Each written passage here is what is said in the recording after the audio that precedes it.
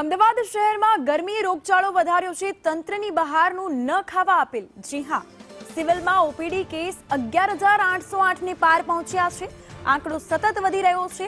દિવસે ને દિવસે ગરમીનું પ્રમાણ વધી રહ્યું છે। ઉનાળાનો આ આકરો તાપ જે છે તે સ્વાસ્થ્યને અસર કરી રહ્યો છે।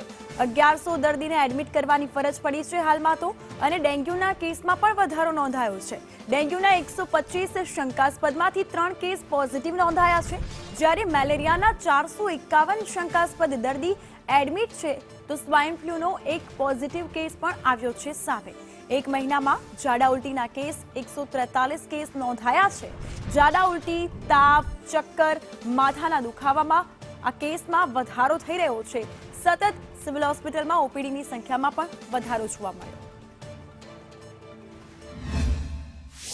હાલની સ્થિતિમાં ઉનાળાની ઋતુમાં જોઈએ તો ડાયરિયાના, ઝાડા ઉલટીના કેસો થોડા વધારે જોવા મળેલ છે।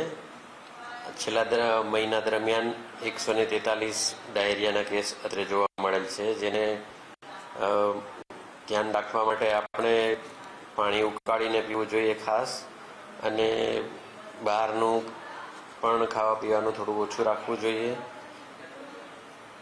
એ સિવાય મેલેરિયા, ડેન્ગ્યુ, ચિકનગુનિયા એના બહુ જ